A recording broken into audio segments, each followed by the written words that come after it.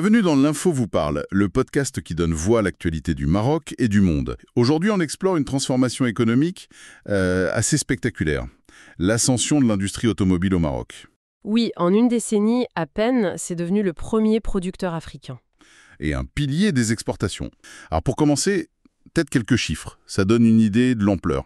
On parle de plus de 700 000 véhicules produits en 2023. 700 000.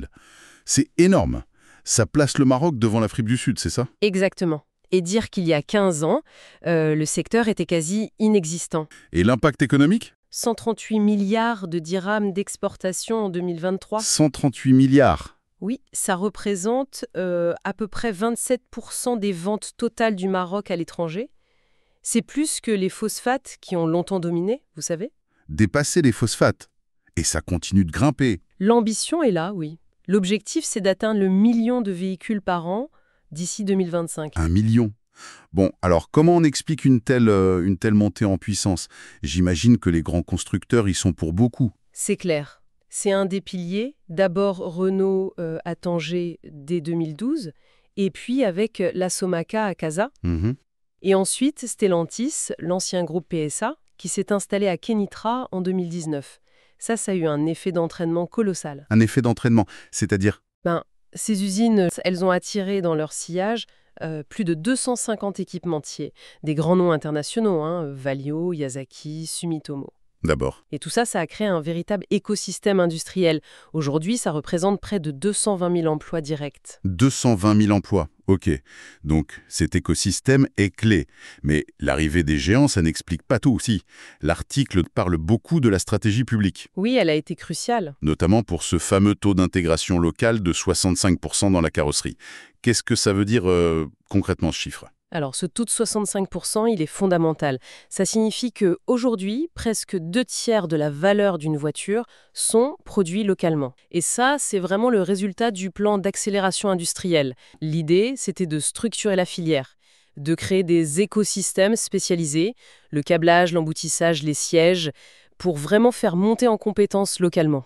Et l'État a mis des moyens pour encourager ça? Des aides? Oui, tout un package. Une fiscalité, disons, attractive, des subventions directes pour l'investissement, et surtout des zones franches très performantes, comme Tanger-Med ou l'Atlantic Free Zone à Kenitra. Infrastructure, logistique, tout y est. Et la main-d'œuvre? Il y a eu un gros investissement dans la formation, avec les instituts IFIMIA dédiés à l'automobile. Il fallait bien fournir les compétences nécessaires. D'accord. Donc, on partait de combien avant en termes d'intégration? Oh, on partait de moins de 30% il y a 10 ans. Donc 65% aujourd'hui, c'est remarquable comme progression. C'est clair. Bon, on a une base industrielle solide, de plus en plus intégrée, mais le monde de l'auto change très vite avec l'électrique. Le Maroc suit? Le Maroc essaye même d'anticiper. Il y a plusieurs projets de gigafactories, ces très grosses usines de batteries électriques. Ah oui. Oui, souvent en partenariat avec des leaders mondiaux, des groupes chinois notamment, comme Goshan High-Tech ou CNGR. Et on parle de gros investissements. Oui, potentiellement plus de 10 milliards d'euros. L'idée, c'est de maîtriser une bonne partie de la chaîne de valeur de l'électrique, du raffinage de certains matériaux jusqu'à l'assemblage des batteries, surtout pour le marché européen. Intéressant. Et est-ce qu'on voit aussi des initiatives purement marocaines émerger, des constructeurs locaux? Oui, et ça, c'est un signe de maturité, je trouve. Il y a Neo Motors, le premier constructeur 100% marocain. Ils ont sorti leur premier SUV en 2023. Un SUV thermique. Oui, conçu localement.